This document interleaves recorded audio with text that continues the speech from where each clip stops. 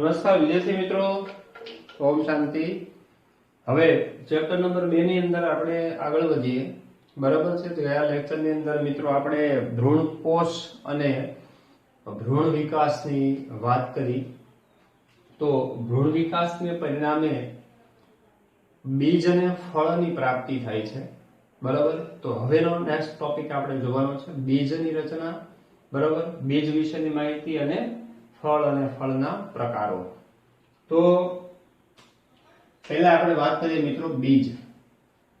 તો બીજ છે આવૃત બીજધારી વનસ્પતિમાં લિંગી પ્રજનનની અંતિમ નિપજ ગણવામાં આવે છે બીજને, બરાબર છે। લિંગી પ્રજનન થાય તો મિત્રો લિંગી પ્રજનનની જે સમગ્ર ક્રિયા છે, આવૃત બીજધારી વનસ્પતિ જે ઉચ્ચ કક્ષાની વનસ્પતિ છે, પુખ્ત અવસ્થાએ લિંગી પ્રજનન કરવા માટે મિત્રો પુષ્પ ધારણ કરે છે। પુષ્પ છે વનસ્પતિનું લિંગી પ્રજનન અંગ છે। પુષ્પ પરિપક્વ બને એટલે નર અને માદા પ્રજનન અંગો છે એ ક્રમશઃ નરજન્યુ અને માદાજન્યુ ઉત્પન્ન થાય છે, જેને આપણે પરાગરજ કહીએ છીએ। નરજન્યુ ઉત્પન્ન કરતી રચના, પરાગરજનું સ્થળાંતરણ થાય એટલે કે પરાગનયન થાય, પરાગરજનું સ્થાપન થાય, પરાગનલિકા વિકાસ પામે, અંડક સુધી પહોંચે, નરજન્યુ અને માદાજન્યુનું મિલન થાય જેને ફલનની ક્રિયા કહેવાય, બરાબર છે। બેવડું ફલન થાય એટલે ભ્રૂણકોષ બને છે, ફલિતાંડની રચના બને છે અને ફલિતાંડમાંથી ગર્ભ વિકાસ થાય છે। ભ્રૂણકોષમાંથી ભ્રૂણકોષ પેશી બને છે જે બીજની પોષક પેશી કહેવાય છે, વિકાસ પામતા ગર્ભને પોષણ આપવા માટે, અને ભ્રૂણ વિકાસને પરિણામે ફળ અને બીજની પ્રાપ્તિ થાય છે। તો અંતિમ નિપજ તરીકે શું બન્યું મિત્રો? બીજ બન્યું। તો સમગ્ર લિંગી પ્રજનનની ક્રિયા થાય છે અને અંતિમ નિપજ છે કોને ગણવામાં આવે છે? બીજને ગણવામાં આવે છે, જેને ફલિત અંડક પણ કહેવામાં આવે છે, જે ફળની અંદર વિકાસ પામે છે। બીજ છે એ ફલિત અંડક છે કારણ કે અંડકનું રૂપાંતર બીજમાં થાય અને બીજાશયનું રૂપાંતર ફળની અંદર થાય છે, એટલે ફલિત અંડક પણ કહેવાય, જે ફળની અંદર વિકાસ પામે છે, કારણ કે બીજાશયનું રૂપાંતર ફળમાં થાય અને અંદર અંડક હોય એનું રૂપાંતર બીજમાં થાય છે। લાક્ષણિક બીજ છે એ બીજાવરણ અથવા બીજાવરણ। મિત્રો બીજાવરણ એટલે જો એક બીજાવરણ હોય તો એને બીજાવરણ કહેવાય, બરાબર છે। બે હોય તો બીજાવરણો, દાખલા તરીકે ચાલો દ્વિદળી છે, વાલનું બીજ છે, બરાબર, તો એની અંદર બીજાવરણો છે એ સૌથી બહારનું અને એની અંદર જે છે એ ટ્રાન્સપરન્ટ પાતળું હોય છે, એટલે બે બીજાવરણો હોય છે। પછી બીજપત્ર અથવા બીજપત્રો, જો એકદળી વનસ્પતિમાં એક જ બીજપત્ર હોય જેને આપણે વરુથિકા કહીએ છીએ, અને દ્વિદળી હોય તો બે બીજપત્ર હોય છે, અને વત્તા ભ્રૂણધરી હોય છે। ભ્રૂણધરી અથવા જેને આપણે ગર્ભધરી કહીએ છીએ મિત્રો। ગર્ભધરીમાં કેટલી રચનાઓ આવે યાદ કરો? ઉપરાક્ષ, અધરાક્ષ, ભ્રૂણાગ્ર અને ભ્રૂણમૂળ, બરાબર છે। ચાલો નેક્સ્ટ પોઈન્ટ છે ભ્રૂણ સમાવેશિત બીજપત્રો સરળ રચના ધરાવે છે। આ બીજપત્ર છે, બરાબર, તો બીજપત્રની રચના કેવી હોય છે? એકદમ સરળ હોય છે। તેમાં અનામત ખોરાકનો સંગ્રહ થવાથી જાડા અને ફૂલેલા હોય છે। તો બીજપત્ર છે એમાં અનામત ખોરાકનો સંગ્રહ થાય, વધારાના ખોરાકનો સંગ્રહ થાય છે બીજપત્રમાં, એટલે ફૂલેલા અને જાડા બને છે। દાખલા તરીકે કઠોળ વર્ગની જે વનસ્પતિ છે જેને આપણે દ્વિદળી કહીએ છીએ, વાલ, વટાણા છે વગેરે, બરાબર, તો એના બીજપત્ર જાડા હોય છે કારણ કે એમાં જ સંચિત ખોરાક હોય છે। ભ્રૂણકોષ જેવી અલાયદી વ્યવસ્થા નથી। જ્યારે એકદળી બીજ હોય તો એમાં ભ્રૂણકોષ અલગ હોય છે, એટલે એના બીજપત્રો છે એ માંસલ દળદાર છે ન હોય, બરાબર। ચાલો હવે જાણો છો બે પ્રકારના જે બીજ છે, બરાબર, અભ્રૂણપોષી બીજ જેને નોન આલ્બ્યુમિન સીઝ એટલે કે અભ્રૂણપોષી બીજ કહેવામાં આવે છે, કે જેની અંદર ભ્રૂણકોષ જેવી અલાયદી વ્યવસ્થા નથી, જેની અંદર આપણે વાલ, વટાણા વગેરે છે એ ઉદાહરણ તરીકે આપી શકીએ છીએ, અને એમાં સંચિત ખોરાક છે એ બીજપત્રમાં જ હોય છે, બરાબર। જ્યારે ભ્રૂણપોષી બીજ છે જેને આલ્બ્યુમિન બીજ કહેવામાં આવે છે, જેમાં ભ્રૂણકોષ અલાયદી વ્યવસ્થા છે, દાખલા તરીકે એકદળી બીજ છે, મકાઈ છે, નાળિયેર છે વગેરે આપણે એના ઉદાહરણ લીધા હતા। હવે એક શબ્દ છે મિત્રો, વ્યાખ્યા છે બીજ દેહ શેષ। ધ્યાનથી સાંભળજો, જેને અંગ્રેજીમાં પેરિસ્પર્મ કહેવાય છે, બીજ દેહશેષ. તો બીટ અને મરી આ બે વનસ્પતિના અંદર જોવા મળે છે. બીટ અને મરીમાં પ્રદેહનો કેટલો ભાગ વપરાયા વગરનો ચિરલગ્ન સ્વરૂપે રહે છે. એટલે જે પ્રદેહનો ભાગ હોય મિત્રો, બરોબર છે, પ્રદેહનો ભાગ આપણે કોને કહીએ છીએ? અંડક છે, બરોબર છે. એનો જે મધ્ય જે ભાગ છે, મૃદુતક કોષોના પેશીથી બનેલો ભાગ છે, અને આપણે પ્રદેહ કહીએ છીએ. તો એ પ્રદેહનો ભાગ છે કેટલો કેમનો વપરાયા વગરનો બાકી રહી જાય છે. ચિરલગ્ન રહે છે એટલે લાંબા સમય સુધી એઝ ઇટ ઇઝ અવસ્થામાં રહે છે, વપરાતો નથી, બરાબર છે. એટલે ચિરલગ્ન રહે છે, એમનેમ જ પડી રહે છે, મૃદુતક કોષોના પેશીથી બનેલો ભાગ. તો આવા ભાગને, આવા પ્રદેહને શું કહેવામાં આવે છે? બીજ દેહશેષ અથવા પેરિસ્પર્મ કહેવામાં આવે છે. ઉદાહરણ ખાસ યાદ રાખવાના છે મિત્રો, બીટ અને મરીમાં. ઓકે, તો બીટ અને મરીમાં પ્રદેહનો કેટલોક ભાગ વપરાયા વગરનો ચિરલગ્ન સ્વરૂપે રહે છે, આવા પ્રદેહને બીજદેહ શેષ કહેવામાં આવે છે. ત્યારબાદ મિત્રો નવો ટોપિક પ્રશ્નો છે, 3 માર્કની ટિપ્પણી તરીકે બી પૂછી શકાય કે બીજની સુષુપ્ત અવસ્થા વર્ણવો. તમને 3 માર્ક્સની અંદર આવો સવાલ પૂછી શકાય, બરાબર. પૂછાયેલો સવાલ છે, બીજની સુષુપ્ત અવસ્થા કોને કહેવાય છે? તો બહુ સિમ્પલ સવાલ છે.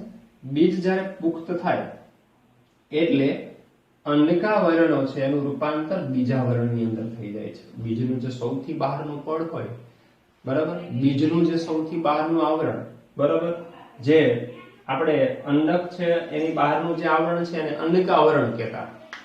હવે અંડકનું રૂપાંતર જો બીજમાં થઈ જાય, બરાબર, આ અંડક છે, અંડકનું રૂપાંતર બીજમાં થઈ જાય તો અંડકની જે દિવાલ છે સૌથી બહારની, બરાબર, એ બીજની દિવાલ બની જાય. શેની દિવાલ બની જાય? બીજની દિવાલ. બીજની દિવાલને શું કહેવામાં આવે? બીજાવરણ કહેવામાં આવે. શું કહેવાય? બીજાવરણ, જે સખત હોય, રક્ષણાત્મક હોય, કઠણ હોય છે. તો બીજ પુખ્ત થાય એટલે અંડકાવરણ છે એનું રૂપાંતર બીજાવરણમાં થઈ જાય છે. બીજાવરણમાં એક નાના છિદ્ર તરીકે અંડક છિદ્રની હાજરી જોવા મળે છે, બરાબર. એમાં એક નાનું છિદ્ર જોવા મળે છે, જેને શું કહેવામાં આવે છે? અંડક છિદ્ર કહેવામાં આવે છે. આ છિદ્ર દ્વારા બીજાંકુરણ સમયે પાણી અને ઓક્સિજન ત્યાંથી પ્રવેશે, બરાબર. જ્યારે બીજને જમીનમાં વાવવામાં આવે ત્યારે પાણીનું શોષણ કરે છે, અંત શોષણની ક્રિયા કહેવાય એને, બરાબર. તો પાણી અને ઓક્સિજન પ્રવેશે.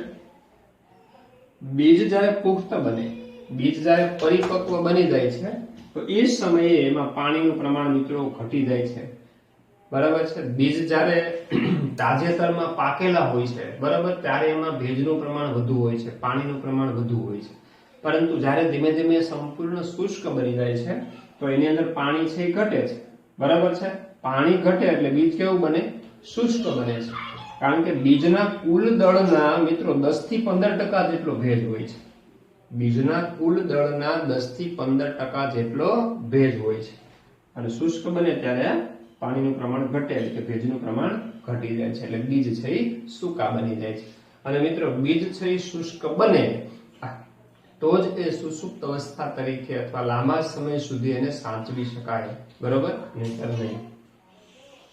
આ દરમિયાન ભ્રૂણની આસપાસ આ દરમિયાન ભ્રૂણની જે સામાન્ય ચયાપચયની ક્રિયા છે ધીમી પડે છે.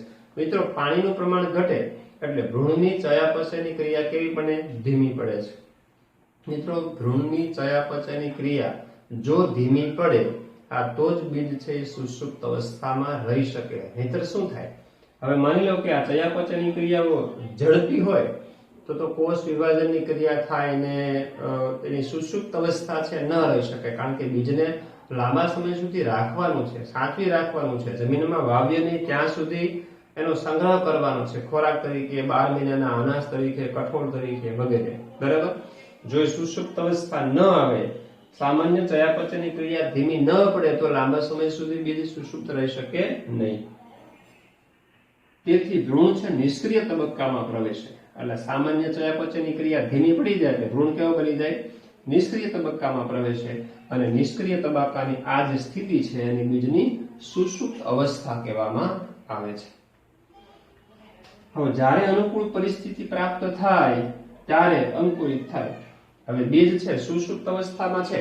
હવે જ્યાં સુધી એને અનુકૂળ પરિસ્થિતિ પ્રાપ્ત નહીં થાય ત્યાં સુધી બીજ છે એનું અંકુરણ નહીં થાય. હવે અનુકૂળ પરિસ્થિતિ એટલે બીજને ઉગવા માટે શું જોઈએ મિત્રો? ઓક્સિજન જોઈએ, પૂરતું તાપમાન જોઈએ, બરાબર છે, પાણી જોઈએ, બરાબર.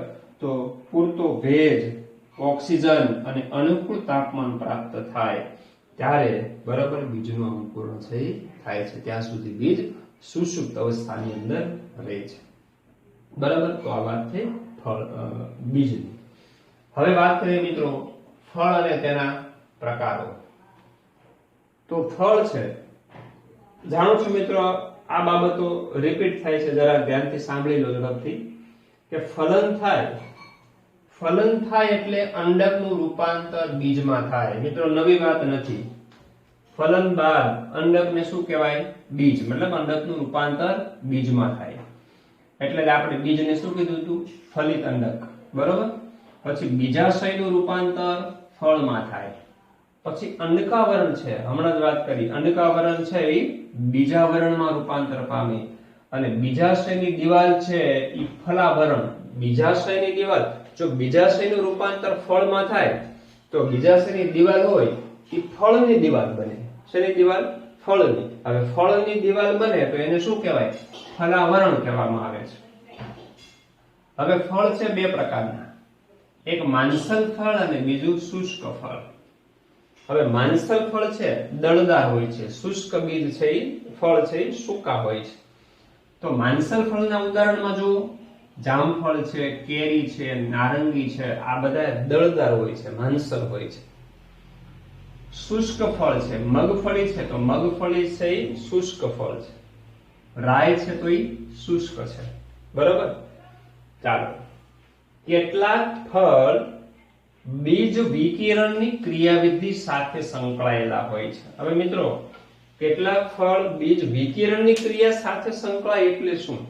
ઘણી વખત કેટલાક પક્ષીઓ છે, કેટલાક પ્રાણીઓ છે એ ફળનો ખોરાક તરીકે ઉપયોગ કરતા હોય છે, બરાબર. અથવા તો પક્ષીઓ દ્વારા એ ફળ છે ખવાય ને, અથવા તો ઉડતી વખતે ફળ છે અન્ય સ્થાને પહોંચી જાય છે, વિકિરણ પામે છે, એક સ્થાનેથી બીજા સ્થાને જાય છે, બરાબર. તો ફળ જ્યારે એક સ્થાનેથી બીજા સ્થાને પશુ પક્ષી પ્રાણીઓ દ્વારા જાય છે તો એ ફળ છે એક સ્થાનેથી બીજા સ્થાને ગયું, પણ ફળની અંદર બીજ હોય છે. હવે ફળનું સ્થળાંતરણ થાય એટલે સ્વાભાવિક છે બીજ એક સ્થાનેથી બીજા સ્થાને પહોંચી ગયું, એટલે એનું શું થયું કહેવાય?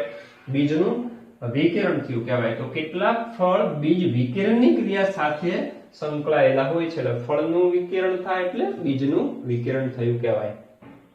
ચાલો હવે મિત્રો વાત કરીએ ફળના પ્રકારો, બરાબર.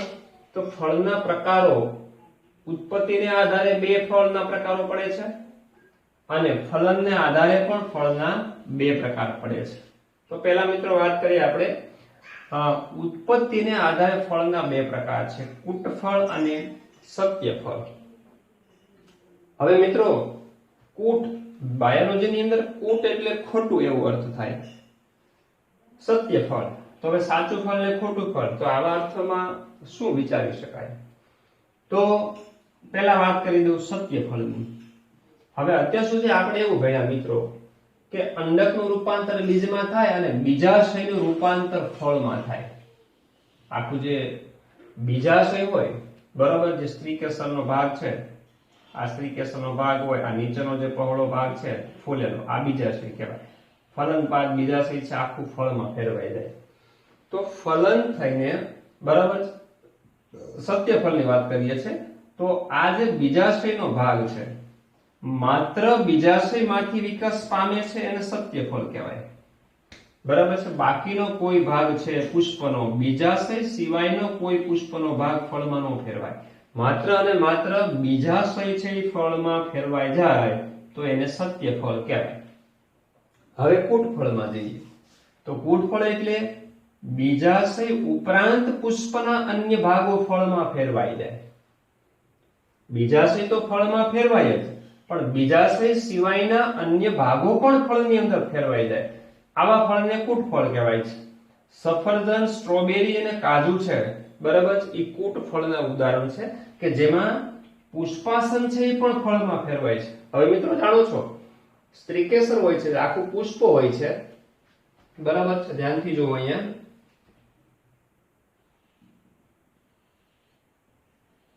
આ પુષ્પ છે, બરાબર. આ સ્ત્રીકેસર દોરું છું. આ વજ્રપત્ર, દલપત્ર, બરાબર છે. ચાલો, જરૂર નથી. હવે પુષ્પનો જે આ જે ભાગ છે, નીચેનો ભાગ જેને આપણે પુષ્પાસન કહીએ છીએ, બરાબર. આ ભાગ છે અહીંથી આટલો જોઈ શકો છો. આ બીજાશય, આ નીચેનો આટલો જે ભાગ છે, આ ભાગ, બરાબર છે, બ્લુ કલર થી દર્શાવેલો આ ભાગ બીજાશય. એ માત્ર બીજાશય ફળમાં ફેરવાય તો એને આપણે શું કીધું? સત્યફળ, બરાબર. પણ પુષ્પાસન એટલે આ જે નીચેનો ભાગ છે મિત્રો, આ ભાગ પુષ્પનું આસન જેને કહેવાય છે, પુષ્પાસન કહેવાય છે. એ પુષ્પાસન પણ જ્યારે ફળમાં રૂપાંતર પામે ત્યારે એને કહેવાય કૂટફળ કહેવાય છે, બરાબર. તો સફરજનમાં, સ્ટ્રોબેરી, કાજુ, આ બધા જ ફળ છે કૂટફળ છે, કારણ કે એમાં પુષ્પાસન છે એ ફળમાં ફેરવાય છે. મિત્રો સફરજનની અંદર જે ખાવાલાયક ભાગ છે, સફરજનમાં આપણે ચીરો કરીને જે ખાઈએ છીએ ખાવાલાયક ભાગ છે આખો પુષ્પાસન માંથી બને છે. અને સફરજનની અંદરથી, બરાબર છે, એને આપણે ફાળ તરીકે તોડીએ સફરજનને, તો એના વચ્ચેના ભાગમાં થોડો ભાગ કઠણ નીકળે છે, જેની અંદર સફરજનના આવા નાના બીજ હોય છે. તો આ જે કઠણ ભાગ છે જેને આપણે કાઢી નાખીએ છીએ એટલો જ ભાગ બીજાશયમાંથી બને છે, બરાબર છે. અને ખાવાલાયક જે ચીરીનો ભાગ છે, આ બધો જે ખાવાલાયક ભાગ છે એ ટોટલી ભાગ પુષ્પાસનમાંથી ડેવલપ થાય છે, બને છે, બરાબર. તો કૂટફળ અને સત્યફળ માત્ર બીજાશયમાંથી બને તો સત્યફળ. બીજાશય ઉપરાંત પુષ્પના અન્ય ભાગો, પુષ્પનો અન્ય ભાગ એટલે અહીંયા આપણે શું ઉદાહરણ લીધું? પુષ્પાસન, બરાબર. એ પણ ફળમાં ફેરવાય તો એને સફરજન, સ્ટ્રોબેરી અને કાજુ એવા ઉદાહરણ આપણે આપ્યા. હવે ફલનને આધારે, બરાબર. તો મિત્રો ફલનને આધારે બે પ્રકાર, ફલિત ફળ અને અફલિત ફળ. તો બહુ સિમ્પલ વાત છે. ફલિત ફળ એટલે જે ફલન થવાથી ઉત્પન્ન થાય એને ફલિત ફળ કહેવાય, બરાબર છે. નરજન્યુ અને માદાજન્યુનું મિલન થાય, ફલન થાય, બરાબર. પછી ભ્રૂણ વિકાસ થાય અને જે ફળ બને એને શું કહેવામાં આવે છે? ફલિત ફળ. પણ ફલન વગર ફળની ઉત્પત્તિ થાય એને કહેવાય અફલિત. તો શબ્દ પોતે જ વ્યાખ્યા બની જાય છે. ફલિત ફલિત ફળ અને અફલિત એટલે ફલન વગર ઉત્પન્ન થતું ફળ. હા, તો ફલન વગર ઉત્પન્ન થાય એને શું કહેવામાં આવે છે? અફલિત ફળ. આવા ફળની વૃદ્ધિ છે અંતઃસ્ત્રાવથી પ્રેરી શકાય છે. મિત્રો જુદા જુદા વનસ્પતિના જે અંતઃસ્ત્રાવો છે એ અંતઃસ્ત્રાવો દ્વારા આવું ફલન છે એ પ્રેરી શકાય છે, બરાબર. આવા ફળની અંદર બીજ હોતા નથી, બીજ ન હોય. દાખલા તરીકે છે, ઉદાહરણ પહેલા જોઈ લઈએ, દ્રાક્ષ છે, પાઇનેપલ છે, કેળા છે, બરાબર. તો બાગાયતી વિદ્યાની અંદર, ખેતીવાડીની અંદર આવા પાકનું મહત્વ ખૂબ જ છે, કારણ કે સમગ્ર વિશ્વની અંદર કેળા છે, પાઇનેપલ છે, દ્રાક્ષ છે, આખા વિશ્વના બધા જ દેશોમાં એની ખેતી કરવામાં આવે છે, કારણ કે ખોરાકના અગત્યના સ્ત્રોત છે અને સમગ્ર વિશ્વના બધા જ દેશોમાં એની આર્થિક માંગ છે, વધુ છે. એટલે એનું ઉત્પાદન છે મોટે પાયે અંતઃસ્ત્રાવી ક્રિયાવિધિથી બાગાયતી વિદ્યાની અંદર કરવામાં આવે છે અને મોટા પાયેનું ઉત્પાદન છે કરવામાં આવે છે. તો આવા ફળને શું કહેવાય? અફલિત ફળ કહેવામાં આવે છે, બરાબર. તો મિત્રો આજે લેક્ચરની અંદર આપણે આટલા પોઈન્ટ જોયા.